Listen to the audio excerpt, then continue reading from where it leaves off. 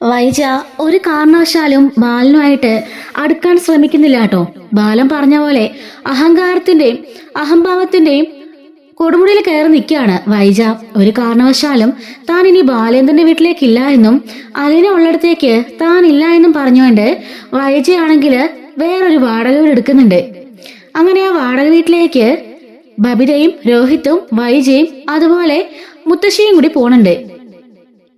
രാജീവനും ശിവനും ഗംഗേട്ടനും ഒക്കെ ഒരുപാട് പറഞ്ഞു നോക്കിയെങ്കിലും വൈജ അമ്പിനും വില്ലിനും അടുക്കുന്നില്ല കേട്ടോ. ഈ സമയത്ത് ഗംഗേട്ടൻ ശിവനോടും രാജീവനോടും പറയുന്നുണ്ട്, എങ്ങനെയെങ്കിലും തന്മയത്വത്തില് അവളെ പറഞ്ഞ കാര്യങ്ങൾ മനസ്സിലാക്കി അവളെ എങ്ങനെയെങ്കിലും കടപ്പാട്ടൂരേക്ക് പറഞ്ഞയക്കണം. എന്തായാലും തൽക്കാലം ഇപ്പോൾ അവളവിടെ നിൽക്കട്ടെ. ഹോസ്പിറ്റലിൽ നിന്ന് ഡിസ്ചാർജ് ചെയ്ത് വന്നാലേ ഉള്ളൂ. എങ്ങനെയെങ്കിലും അവളെ കാര്യങ്ങളൊക്കെ പറഞ്ഞ് മനസ്സിലാക്കണം. സത്യങ്ങൾ ഒരിക്കലും അവൾ അറിയാതെ അവളെ എങ്ങനെയെങ്കിലും ഒക്കെ നമ്മുടെ വഴിക്ക് കൊണ്ടുവരണം. രാജീവൻ പറയാണ്, ശരിക്കും അഹങ്കാരി നമ്മളുടെ പെങ്ങള് തന്നെയാ. നമ്മളാ വെറുതെ അവളെ സപ്പോർട്ട് ചെയ്ത് ഇത്രയ്ക്ക് വഷളാക്കിയത്. ഒറ്റ പെങ്ങളല്ലേ ഉള്ളെന്ന് കരുതി കൊഞ്ചിച്ച് ലാളിച്ച് വളർത്തിയതാ നമ്മൾ ചെയ്ത് തെറ്റ് എന്ന് പറയുന്നുണ്ട്. അഹങ്കാരവും അഹംഭാവമായിട്ട് നടക്കുക അവള്. ആര് പറഞ്ഞാലും അവൾ അനുസരിക്കില്ല. ഗംഗേട്ടനോട് മാത്രമേ ഉള്ളൂ അവൾക്ക് കുറച്ച് പേടി.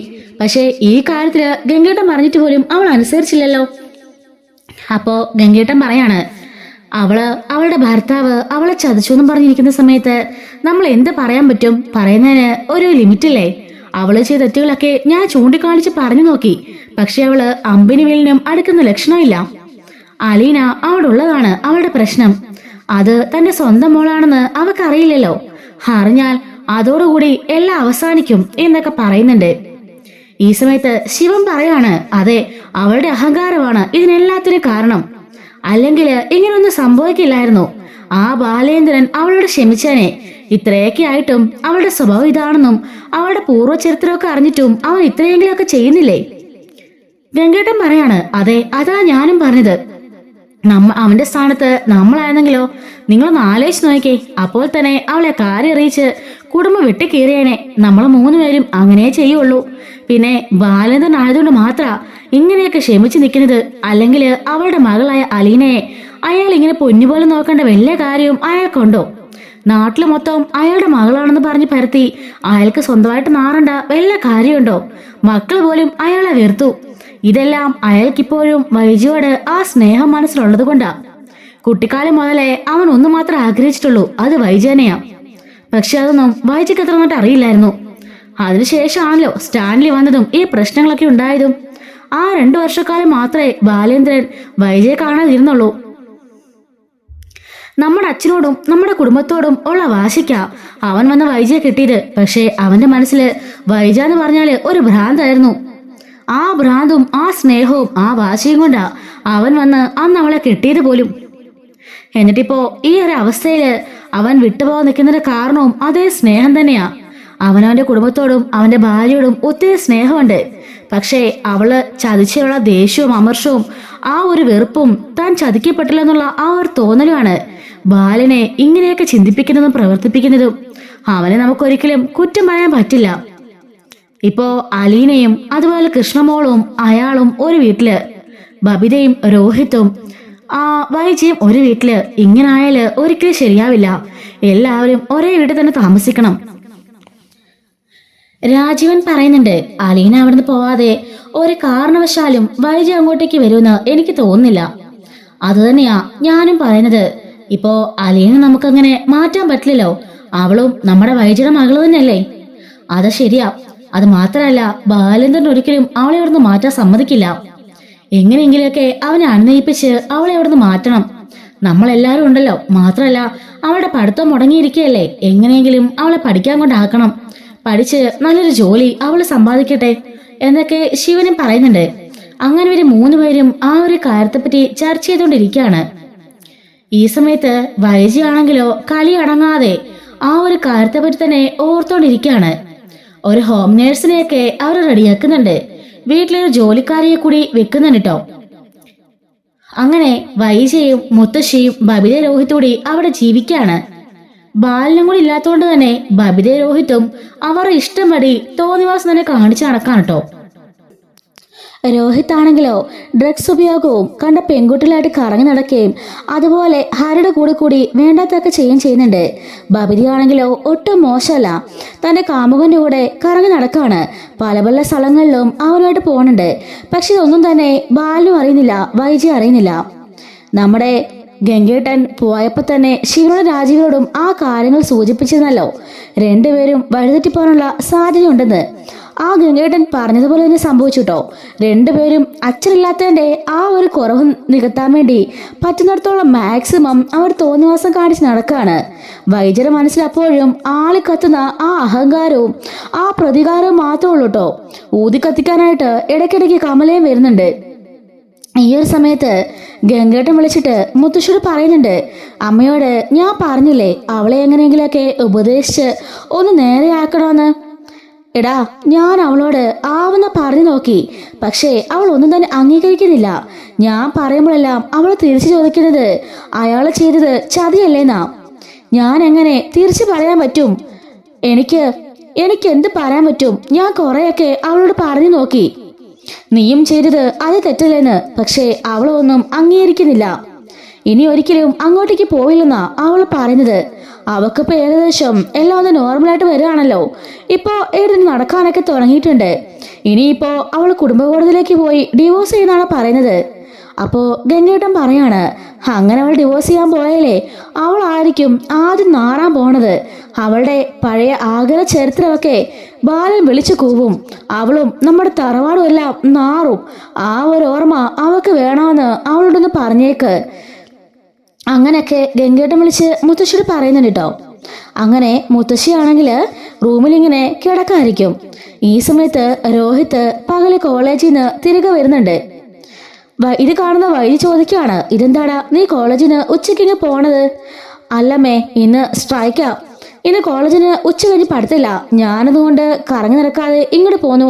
നല്ല ഉറക്കം വരുന്നുണ്ട്, ഞാൻ പോയി കിടന്ന് ഉറങ്ങട്ടെ എന്ന് പറയുമ്പോൾ ശരി എന്ന് ബബിതയോ എന്ന് ചോദിക്കുകയാണ്. അവള് ഫ്രണ്ട്സിനോട് നടക്കുക, കുറച്ച് കഴിയുമ്പോൾ എത്തുമെന്നാ പറഞ്ഞത് എന്നും പറഞ്ഞിട്ട് മുറിയിലേക്ക് കയറി പോവാണ്. അങ്ങനെ വായിച്ച പതിയെ വടിയൊക്കെ കുത്തിപ്പിടിച്ച് നടക്കാനൊക്കെ ശ്രമിച്ചുകൊണ്ടിരിക്കുന്നുണ്ട്. ആ ഹോം നേഴ്സ് പതിയെ പതിയെ അവളെ സഹായിക്കുകയും ചെയ്യുന്നുണ്ട്. ഈ സമയത്ത് രോഹിത് മുറിയിലേക്ക് പോവാണ്.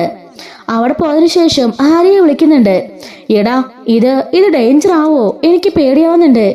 എടാ, ഞാൻ പറഞ്ഞില്ലേ, എടാ മാർക്കറ്റിൽ കിട്ടാമെന്ന് വെച്ച് ഏറ്റവും സ്വയംഭ സാധനമാ.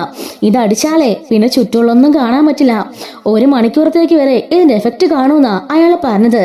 1-2 രൂപയല്ലേ കൊടുത്തെന്ന് നിനക്കറിയാലോ, നീ അങ്ങോട്ട് എടുക്കടാ എന്ന് പറയുമ്പോ എടാ എനിക്ക് പേടിയാവുന്നു.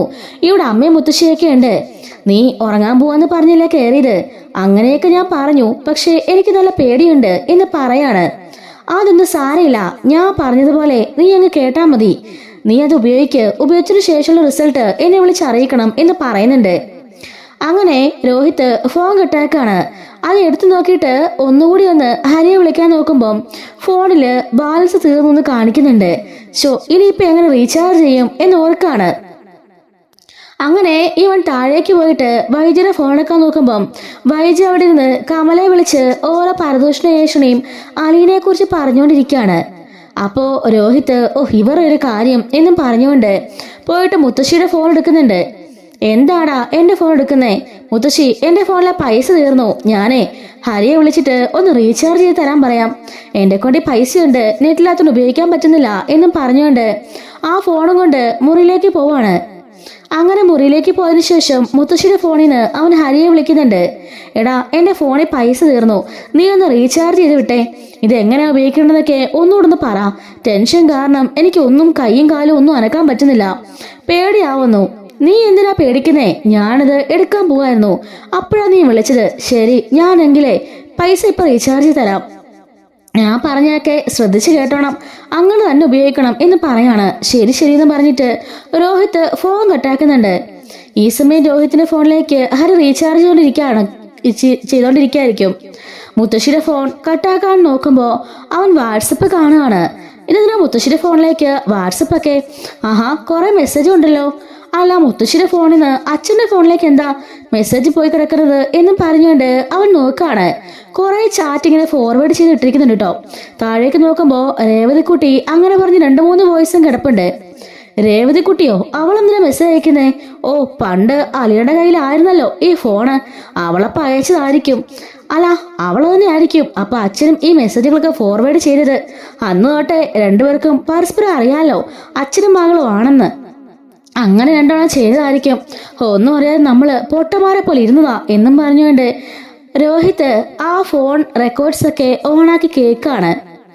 അതിലാദ്യം രോഹിത് തന്നെ ഉപദ്രവിച്ച കാര്യമൊക്കെ രേവതിക്കുട്ടിയോട് അലീന പറയുന്നത് അവളെ കേട്ടിട്ട് അവളും ഭയങ്കര ദേഷ്യപ്പെടുകയും സങ്കടപ്പെടുകയും ഒക്കെ ചെയ്യുന്നത് രോഹിത് കേൾക്കുന്നുണ്ട്. അങ്ങനെ അവൾ സ്ക്രോൾ ചെയ്തിങ്ങനെ ഓരോന്ന് കേട്ട് കേട്ട് പോയിക്കൊണ്ടിരിക്കുകയാണ്. അങ്ങനെ കുറെ കഴിയുമ്പോഴാണ് ആ രഹസ്യങ്ങളുടെ കലവറ തുറക്കുന്നത്. നമ്മുടെ ബാലേന്ദ്രൻ കേട്ട ആ വോയിസ് നോട്ടൊക്കെ ഉണ്ടല്ലോ, അതായത് അലീനയോട് രേവതിക്കുട്ടി ചോദിക്കുന്നുണ്ടല്ലോ സ്വന്തം അമ്മയില്ലെന്നൊക്കെയുള്ള കാര്യം, ആ ഒരു സംഭവങ്ങളെല്ലാം തന്നെ രോഹിത് കേൾക്കുകയാണ്. രോഹിത്തിന് അത് കേട്ടിട്ട് വിശ്വസിക്കാനാവുന്നില്ല.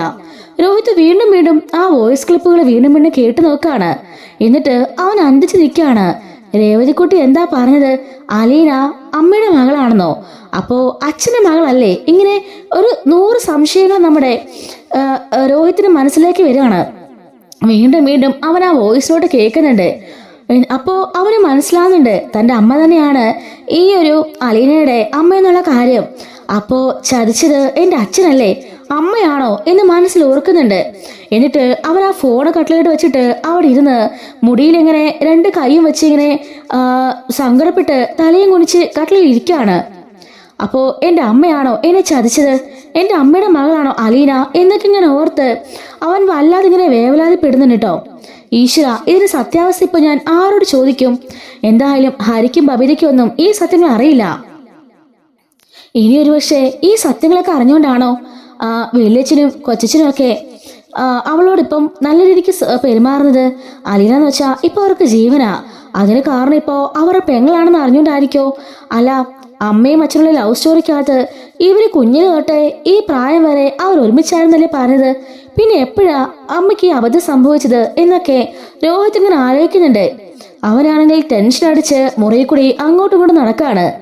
ഈ സമയത്ത് ഹാരി വിളിച്ചിട്ട് ചോദിക്കുന്നുണ്ട്, എടാ എന്തായി, നീ ഇഞ്ചെക്ട് ചെയ്തോ? ഇല്ലടാ, ഞാൻ നിന്നെ പിന്നെ വിളിക്കാം, അമ്മയുണ്ട് ഇവിടെ എന്ന് പറഞ്ഞ് കട്ടാക്കുന്നുണ്ട്. എന്നിട്ട് രോഹിത് വീണ്ടും ആ സാധനമൊക്കെ പറക്കി ബാഗിനകത്ത് വെച്ചിട്ട് അങ്ങോട്ടും ഇങ്ങോട്ടും നടന്ന് ആലോചിച്ചുകൊണ്ടിരിക്കുകയാണ്. ഇനിയിപ്പോ സത്യാവസ്ഥ ഞാൻ ആരോട് ചോദിച്ച് മനസ്സിലാക്കും? അന്ന് കൃഷ്ണമോളും അച്ഛനും അലീനയും കൂട്ടി ആ റിസോർട്ടിലേക്ക് പോയെന്ന് പറഞ്ഞു. അതിനുശേഷമാണ് കൃഷ്ണമോൾക്ക് നല്ല മാറ്റം ഉണ്ടായത്. അപ്പോ അവളും സത്യങ്ങൾ അറിഞ്ഞ് കാണുമോ? ഇനി അമ്മയ്ക്ക് അമ്മയുടെ സത്യങ്ങളൊക്കെ അച്ഛൻ അറിഞ്ഞുവെന്ന് അമ്മയ്ക്ക് അറിയില്ലേ? അങ്ങനെ ആകെപ്പാടെ തല ഉയർത്തി നടക്കാണ്. എന്തായാലും ആ വോയിസ് നോട്ടൊക്കെ അച്ഛന്റെ ഫോണിലേക്ക് അയച്ചിട്ടുണ്ട്. അങ്ങനെന്ന് പറയുമ്പോ അച്ഛൻ ഉറപ്പായിട്ടും ഇതെല്ലാം കേട്ടിട്ടുണ്ട്. അങ്ങനെ നോക്കുമ്പോ അച്ഛൻ അറിയോ അമ്മയാണ് തെറ്റിയത്, അമ്മയുടെ മകളാണ് അലീന എന്നൊക്കെ അച്ഛൻ അറിയായിരിക്കും. അതുകൊണ്ടായിരിക്കുമല്ലോ അച്ഛന് ഹാർട്ട് അറ്റാക്ക് വന്നതും അച്ഛൻ അമ്മയെ ഇത്രത്തോളം വെറുക്കുന്നതൊക്കെ. ഈശ്വര, എന്റെ തല പൊട്ടിത്തെറിക്കുന്നു, എന്തായിരിക്കും സത്യം എന്ന് രോഹിത് ആലോചിക്കാണ്. രോഹിത് അങ്ങനെ ഈ ഫോണും കൊണ്ട് ഇനി ആരും ഇത് കേൾക്കണമെന്ന് കരുതിയിട്ട് ആ വോയിസ് നോട്ടെല്ലാം ഡിലീറ്റ് ചെയ്യുന്നുണ്ട്. അങ്ങനെ നേരെ മുത്തശ്ശിയുടെ മുറിയിലേക്ക് പോയിട്ട് ആ ഫോൺ കൊടുക്കുകയാണ്. അതിനുശേഷം അവൻ തിരിച്ച് മുകളിലേക്ക് കയറാൻ പോകുന്നുണ്ട്. ഈ സമയത്ത് മുത്തശ്ശി പറയാണ്, എടാ രോഹിത്തെ, നീ എന്റെ കയ്യിൽ നിന്ന് പിടിച്ചേ, വൈജ അവിടെ ഇരിക്കുകയായിരിക്കും, ഞാൻ അവളുടെ അടുത്തോട്ട് പോയി ഇച്ചു നേരം ഇരിക്കട്ടെ. ശരി മുത്തശ്ശി എന്നും പറഞ്ഞുകൊണ്ട് രോഹിത്ത് മുത്തശ്ശിയെ കയ്യിൽ പിടിച്ചുകൊണ്ട് വൈദ്യരെ മുറിയിൽ കൊണ്ട് ഇരുത്തുന്നുണ്ട്. അമ്മ എന്തിനാ ഇപ്പോ ഇങ്ങോട്ട് വന്നത്? എന്നെ വീണ്ടും ഉപദേശിക്കാനാണോ? രോഹിത്തിനോട് ചോദിക്കുന്നുണ്ട്. അല്ല, നിനക്ക് ഉറക്കം വരാന്ന് പറഞ്ഞിട്ട് നീ ഉറങ്ങിയില്ലേ? ഞാൻ അമ്മ കയറി എന്നും പറഞ്ഞുകൊണ്ട് രോഹിത്ത് മുകളിലേക്ക് പോവാണ്. കയറിപ്പോകുന്ന പോലെ കാണിച്ചിട്ട് അവൻ തിരിച്ചു വന്ന് അമ്മയുടെ മുറിയുടെ വാതിക്കെ ഒളിച്ചു നിൽക്കുന്നുണ്ട്, അവരെന്താ പറഞ്ഞെന്ന് കേൾക്കാനായിട്ട്. ഈ സമയം മുത്തശ്ശി പറയാണ്, എന്നെ ഗംഗാധരൻ വിളിച്ചിരുന്നു. ഓ, ഗംഗേട്ടൻ എന്നെ വിളിക്കാറുണ്ട്. അദ്ദേഹം പറയുന്നതേ എന്റെ ഭർത്താവുമായിട്ട് അടങ്ങി ഒതുങ്ങി പോവാനാ. ഞാൻ എങ്ങനെ പോവമ്മേ? ഞാൻ പറഞ്ഞല്ലോ അലീന അയാളുടെ മകളാ. അങ്ങനൊരു സാധനം ആ വീട്ടിലുള്ളപ്പോ ഞാൻ ഒരിക്കലും അങ്ങോട്ടേക്ക് പോയില്ല. മുത്തശ്ശി പറഞ്ഞുണ്ട്, വൈജയ് 100 പ്രാവശ്യം നിന്നോട് ഞാനൊരു കാര്യം പറഞ്ഞു. നീ അത്ര പരിശുദ്ധിയായുള്ളൊന്നും അല്ലല്ലോ. നിന്റെ പഴയ സ്വഭാവം എന്താണെന്നൊക്കെ, ബാല്യം എന്ന് പറഞ്ഞുള്ള അവസ്ഥ എന്താണെന്ന് നിനക്കറിയില്ലേ? നീ ആരാണെന്നും നീ ചെയ്തു കുടിച്ച കാര്യങ്ങൾ എന്താണെന്നൊക്കെ അറിഞ്ഞാലേ ബാല്യത്തിന് എന്തായിരിക്കും അവസ്ഥ എന്ന് നീ ആലോചിച്ച് നോക്കിക്കേ. അമ്മേ, എന്റെ കാര്യങ്ങളൊന്നും ബാലേട്ടന് അറിയില്ല. അതുകൊണ്ട് അറിയാത്തടത്തോളം കാലം ഞാൻ പതിവ്രത തന്നെയാ. എന്നാലും ഞാൻ പ്രസവിച്ച കുഞ്ഞ് ഇതുപോലെ ഒന്നും മുമ്പിൽ നിപ്പൊന്നും ഇല്ലല്ലോ. അയാളുടെ ഒക്കെ ഉണ്ടായ മകളല്ലേ വന്നിങ്ങനെ നിൽക്കുന്നത്. അപ്പോ മുത്തശ്ശി പറയാണ്, എന്താണേലും നീ മറ്റൊരാളുടെ കൂടെ പോയി ഒരു കുഞ്ഞിനെ പ്രസവിച്ചു. അതിനുശേഷമാണ് ഇതെല്ലാം മറിച്ച് വെച്ച് നീ ബാലേന്ദ്രനെ വിവാഹം കഴിച്ചത്. ഈ സത്യങ്ങളൊക്കെ ബാലേന്ദ്രൻ അറിഞ്ഞുള്ള അവസ്ഥ നീ ഒന്ന് ആലോചിച്ച് നോക്കിക്കേ. അതോടുകൂടി എല്ലാം അവസാനിക്കും. നീ ഇപ്പോ ബാലേന്ദ്രനെ കുറ്റം പറഞ്ഞുകൊണ്ട് എന്തൊക്കെയാ നീ കാണിച്ചു കൂട്ടുന്നത്? ഒരു വീടെടുത്ത് മാറി താമസിക്കുന്നു, എന്തൊക്കെ അഹങ്കാരെ കാണിച്ചു കൂട്ടുന്നേ? ഇതൊക്കെ ചെയ്യാനുള്ള എന്തെങ്കിലും യോഗ്യത നിനക്കുണ്ടോ? നീ ഒന്ന് ആലോചിച്ച് നോക്ക്. അമ്മേ, ഞാൻ പറഞ്ഞല്ലോ, ഞാൻ അങ്ങനെ ചെയ്തിട്ടുണ്ട്. എനിക്കൊരു കുട്ടി ഉണ്ടായിട്ടുണ്ട്. പക്ഷെ അതൊന്നും ഇപ്പറഞ്ഞ ബാലേന്ദ്രനോ നാട്ടുകാർക്കോ വീട്ടുകാർക്കോ ആരും അറിയില്ല. പക്ഷെ അയാളുടെ തോന്നിവാസം എല്ലാവരും അറിഞ്ഞില്ലേ? അങ്ങനെയുള്ളപ്പോ ഞാൻ അയാളുടെ 2ാം തരക്കാരി ആയില്ലേ? ഓഫീസിലേക്കൊന്നും പോവാൻ പറ്റാത്ത അവസ്ഥയാ. എല്ലാരും ചോദിക്കുവാ, ബാലേന്ദ്രന് വേറെ കുട്ടിയുണ്ടല്ലേ, അപ്പൊ എന്നെ 2ാമത് കെട്ടിയതാണോ എന്ന്. ആ ഒരു നാണക്കേടും പേറിയ ഞാൻ നടക്കുന്നത്. പിന്നെ നാണക്കേട്, എന്ത് നാണക്കേടാടി? നീ ആഗ്രഹം തിരിച്ചെന്നപ്പോളേ ഞങ്ങൾ അനുഭവിച്ച നാണക്കേടൊന്നും നിനക്കില്ലല്ലോ. വയറും വീർപ്പിച്ച് അവൾ വന്ന സമയത്ത് എന്തായിരുന്നു അവിടുത്തെ പുകിലൊക്കെ? ആങ്ങളമാരും അച്ഛനും എല്ലാരും ചേർന്ന് എന്തൊക്കെയാന്ന് കാട്ടിക്കൂട്ടിയെന്ന് നിനക്ക് വല്ല ഓർമ്മയുണ്ടോ? എന്നിട്ട് വലിയ പുണ്യാളത്ത് ചമ്മയായിരുന്നു നീ. അതും കഴിഞ്ഞ് ഒന്നും അറിയാത്ത ബാലേന്ദ്രൻ വെത്തിയിട്ട് നിന്നെ കിട്ടിയതുകൊണ്ടല്ലടി നിനക്ക് ഇത്ര നല്ല സുഖജീവിതം കിട്ടിയത്. 3 മക്കളുമായി കഴിഞ്ഞപ്പോഴാ അവളുടെ അഹങ്കാരം. നിന്റെ അഹങ്കാരവും നിന്റെ ഈഗോയും കുറച്ചാൽ മാത്രമേ നിന്റെ കുടുംബം രക്ഷപ്പെട്ട് പോവുള്ളൂ. ബബിതയുടെ രോഹിത്തും ഒക്കെ കൈ ഒഴിഞ്ഞ് നടക്കുക. രണ്ടുപേരുടെ സ്വഭാവം എന്താണെന്ന് നിനക്ക് നന്നായിട്ട് അറിയാം. ഇപ്പോ ബാലേന്ദ്രൻ ഇല്ലാത്തതുകൊണ്ട് തന്നെ അവർ തോന്നിവസം കാണിച്ച് നടക്കായിരിക്കും. നിന്റെ ഒരു പിടിയില്ലാതെ അവർ രക്ഷപ്പെടില്ല. നിനക്ക് ആ ഒരു ഓർമ്മ വേണം. ഇതെല്ലാം കേട്ടുകൊണ്ട് പുറത്ത് അമ്പരം നിൽക്കാണ് രോഹിത്ത്. മുത്തശ്ശി പറയുന്നുണ്ട്, നീ കൂടുതൽ അഹങ്കരിക്കണ്ട. ഞാൻ പറഞ്ഞല്ലോ, അതുപോലെ അങ്ങ് കേട്ടാ മതി. ഇനിയും ബാലേന്ദ്രനുമായിട്ട് യുദ്ധത്തിനൊരുങ്ങുകയാണെങ്കിൽ തോറ്റു പോകുന്നത് നീ ആയിരിക്കും എന്ന് പറയാണ്. വൈജ പറയുന്നുണ്ട്, കൊല്ലപ്പള്ളിയിലേക്ക് പോയ കമലേട്ടത്തിന് സ്വഭാവം കാരണമാണ് അങ്ങോട്ട് പോവാത്തത്. എന്റെ വീട്ടിലേക്ക് പോയാലോ അവിടെ ഒരുത്തി ഉണ്ടല്ലോ, അലീന. അതുകൊണ്ടാ വാടകയ്ക്കൊരു വീടെടുത്ത് ഞാൻ ഇങ്ങോട്ടേക്ക് വന്നത്. അപ്പോ ഇവിടെ അമ്മ എനിക്ക് സ്വൈര്യം തരില്ലേ എന്ന് ചോദിക്കുമ്പോ മുത്തശ്ശി പറയാണ്, അല്ലെങ്കിലും നിനക്ക് നീ മാത്രം മതി. ബാക്കി എല്ലാവരും നിനക്ക് സ്വൈര്യക്കേടാ. നീ പറയുന്ന പടി എല്ലാവരും അനുസരിക്കണം. 10-23 വർഷം ബാലനും അങ്ങനെ തന്നെ ആയിരുന്നല്ലോ. നിന്റെ വാലാട്ടി പട്ടിയെ പോലെ നീ പറഞ്ഞതെല്ലാം കേട്ട് അനുസരിച്ചല്ലേ അവന് ജീവിച്ചുകൊണ്ടിരുന്നത്. നിന്നെ അവന് അത്രയ്ക്ക് ഇഷ്ടമായിരുന്നിട്ടാ. പിന്നെ ഇഷ്ടം, ഇപ്പൊ എനിക്ക് മനസ്സിലായി അയാളുടെ ഇഷ്ടം എന്തായിരുന്നു എന്ന്. വേറെ ഏതോ ഒരു പെണ്ണിലുണ്ടായ കൊച്ചിനെയും കൊണ്ട് നിനക്ക് അയാൾക്കല്ലേ എന്നോട് ഇഷ്ടം? അല്ല, അപ്പൊ നിനക്ക് തിരിച്ച് അവനോട് ഇഷ്ടം ഉണ്ടായിരുന്നോ? ഇല്ലല്ലോ. ഈ 23 വർഷം നീ അവന്റെ മുമ്പിലും അഭിനയിക്കുകയായിരുന്നില്ലേ? നിനക്ക് വേണ്ടത് പറഞ്ഞതെല്ലാം അനുസരിക്കുന്ന ഒരാളെയായിരുന്നു, അല്ലാതെ ഒരു ഭർത്താവിനെ ആയിരുന്നില്ല എന്ന് മുത്തശ്ശി പറയുന്നുണ്ട്. അങ്ങനെ പറഞ്ഞുകൊണ്ട് ദേഷ്യപ്പെട്ട് മുത്തശ്ശി അവിടുന്ന് എഴുന്നേക്കാണ്. രോഹിത് ഈ സമയം ഇവരെ കാണാതെ അവന്റെ മുറിയിലേക്ക് പോയിട്ട് ഡോർ അടയ്ക്കുന്നുണ്ട്. അവൻ മുഖം പൊത്തിപ്പിടിച്ച് അവിടെ ഇരുന്നുകൊണ്ട് കരയാണ്. എന്നിട്ട് അവൻ ഫ്ലാഷ് ബാക്കിൽ ഇങ്ങനെ ഓർത്തു നോക്കാണ്. അലീനനെ താൻ ഉപദ്രവിക്കാൻ പോയതും അതുപോലെ അച്ഛനെ അവൻ ഓർന്നൊക്കെ പറഞ്ഞല്ലോ. അലീന അച്ഛനുണ്ടായ കുട്ടിയാണെന്ന് പറഞ്ഞുകൊണ്ട് അച്ഛനെതിരെ യുദ്ധം പുറപ്പെടുവിച്ചല്ലോ. അതുപോലെ തന്നെ കുറെ ക്രൂരതകളും അച്ഛനോട് അലീനോടും അവൻ ചെയ്തു കൂട്ടി.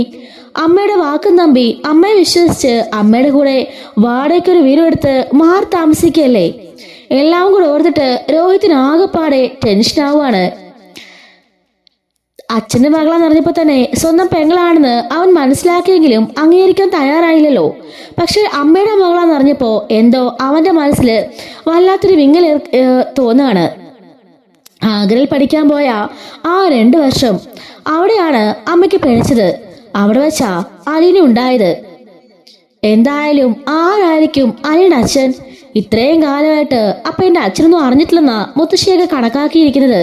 പക്ഷേ അച്ഛൻ എന്നുള്ള സത്യം അമ്മയ്ക്ക് ഇതുവരെ അറിയില്ല. അതുകൊണ്ടാണല്ലോ അമ്മ ഇങ്ങനെ യുദ്ധവും പ്രഖ്യാപിച്ചുകൊണ്ട് ഇവിടെ വന്ന് നിൽക്കുന്നത് എന്നൊക്കെ രോഹിത് ആലോചിക്കുന്നുണ്ട്. എന്തുകൊണ്ടായിരിക്കും അച്ഛനും വെള്ളിച്ചനൊക്കെ ഈ കാര്യം അമ്മയോട് പറയാത്തത്? ഒരുപക്ഷെ ഇതറിഞ്ഞാല് അമ്മ എന്തിനു കടങ്ങുകയും ചെയ്യുന്ന ഓർത്തിട്ടായിരിക്കോ എന്നൊക്കെ രോഹിത് ഇങ്ങനെ ഓർക്കാണ്. ഇനിയിപ്പോ താൻ എന്തിനാണ് അലീനയോട് അകന്നു നിൽക്കുന്നത്, അച്ഛനോട് താൻ എന്തിനാണ് ഇങ്ങനെ ദേഷ്യപ്പെടുന്നത് എന്നൊക്കെ ഓർക്കുന്നുണ്ട്. അങ്ങനെ രോഹിത് ബബിത വരാൻ വേണ്ടി വെയിറ്റ് ചെയ്തിരിക്കുകയാണ്. അങ്ങനെ ബബിത വന്ന ഉടനെ രോഹിത് അവളെയും കൂട്ടി പുറത്തേക്ക് മാറി നിൽക്കുന്നുണ്ട്. എന്നിട്ട് രോഹിത് ബബിതയോട് പറയാണ്, നമ്മളൊന്നും ഉദ്ദേശിക്കുന്ന പോലെ അച്ഛൻ ഒരു തെറ്റും ചെയ്തിട്ടില്ല. എന്തായി പറഞ്ഞത്? അച്ഛൻ തെറ്റ് ചെയ്തിട്ടില്ലെന്നോ? അപ്പോ അലീനയോ? അതിന്റെയൊക്കെ പിന്നില് വലിയൊരു കഥയുണ്ട്. ഞാനും നിന്നോട് പിന്നെ പറയാം. എന്താണെങ്കിലും എന്നോട് പറ. ഞാൻ പറഞ്ഞല്ലോ, അതിന് പിന്നില് വലിയ രഹസ്യമുണ്ട്. സമയാകുമ്പം ഞാൻ നിന്നോടത് പറയും. പക്ഷേ ഇവിടെ ചതിച്ചത് നമ്മുടെ അമ്മയാ. അമ്മയോ? എന്തൊക്കെയാ നീ പറയുന്നേ? അതെ, അത്രമാത്രം നീ അറിഞ്ഞാ മതി. നമ്മുടെ അച്ഛൻ ഒരു തെറ്റും ചെയ്തിട്ടില്ല. അച്ഛൻ പാവവാ. നമുക്ക് വേണ്ടിയാ അച്ഛൻ ഇത്രയും കഷ്ടപ്പെട്ടത്. ഇത്രയും കാലം ഇങ്ങനെ ജീവിച്ചതും നമുക്ക് വേണ്ടി മാത്രാണ്. അല്ലാതെ അച്ഛൻ ഒരു തെറ്റും ചെയ്തിട്ടില്ല. ബബിത ചോദിക്കാണ്, ഇന്നലെ വരെ ഇങ്ങനല്ലല്ലോ നീ പറഞ്ഞത്, പിന്നെ ഇപ്പൊ എന്താ ഒരു മാറ്റം? ഞാൻ പറഞ്ഞല്ലോ, അറിയാൻ പാടില്ലാത്ത കുറെ സത്യങ്ങളെ ഞാനിന്ന് അറിഞ്ഞു നേരത്തെ വന്നതുകൊണ്ട്. എന്തായാലും ആ സത്യമേ ഒരു ബോംബാ. ആ ബോംബ് പലതവണ കൊല്ലപ്പള്ളിയിലും കടപ്പാട്ടിലും ഒക്കെ പൊട്ടിയിട്ടുണ്ട്. അതിൻ്റെയൊക്കെ ആഫ്റ്റർ എഫക്റ്റ് ആണ് നമ്മൾ കാണുന്നത്.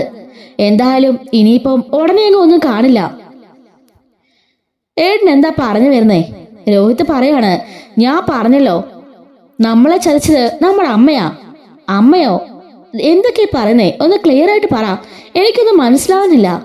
ഇത്രയൊക്കെ നീ മനസ്സിലാക്കിയാ മതി. ഞാൻ പറഞ്ഞല്ലോ, നമ്മുടെ അച്ഛൻ പാവമാണ്, ഒരു തെറ്റും ചെയ്തിട്ടില്ല. അതെങ്ങനെ ആ ചേട്ടൻ ഇങ്ങനെ ഉറപ്പിച്ച് പറയാൻ പറ്റുന്നത്? ഞാൻ പറഞ്ഞല്ലോ, അതിന്റെ കുറച്ച് തെളിവുകളൊക്കെ എന്റെ കയ്യിൽ കിട്ടി. സമയാകുമ്പം ഞാൻ നിന്നെ കാണിക്കാം. എന്തായാലും ഇപ്പൊ ഇതിനെക്കുറിച്ചൊന്നും ആരോട് സംസാരിക്കണ്ട. നീ അകത്തേക്ക് പോയിക്കോ എന്ന് പറഞ്ഞുകൊണ്ട് അവളെ അകത്തേക്ക് കയറ്റിവിടാണ്. രോഹിത് ആണെങ്കിലോ ഇതിപ്പോ ആരോട് ചോദിക്കും, ആരോട് പറയും, എന്ത് ചെയ്യും? ഇനി മുമ്പോട്ടെന്ത് ചെയ്യുന്നറിയാതെ അങ്ങോട്ടും ഇങ്ങോട്ടും നടക്കാണ്. ബബിത കോളേജിൽ നിന്ന് വൈദ്യുതി അടുത്തേക്ക് ചെല്ലാണ്. വൈദ്യുതി ചോദിക്കുന്നുണ്ട്, നീ എത്രയും താമസിച്ചത്? അത് പിന്നെ ഞാൻ കോളേജിൽ പോയതല്ലേ, വരാൻ താമസിച്ചതാ. പിന്നെ രോഹിത് പറഞ്ഞല്ലോ സ്ട്രൈക്കാണെന്ന്. സ്ട്രൈക്കോ? എനിക്കറിയില്ല, ഞാനൊന്നും അറിഞ്ഞതുമില്ല എന്നും പറഞ്ഞുകൊണ്ട് അവളെ കയറിപ്പോവാണ്. ഈ സമയം മുത്തശ്ശി പറയാണ്, കണ്ടോ, സ്ട്രൈക്ക് ആണെന്ന് പറഞ്ഞ് അവൻ നേരത്തെ വന്നതാ. മുറിയിൽ കയറിയിരുന്ന എന്ത് പണിയാണെന്ന് ആർക്കറിയാം. ഇതാ വൈജി ഞാൻ പറഞ്ഞത്, അച്ഛന്റെ സ്ഥാനത്ത് അച്ഛൻ തന്നെ വേണം.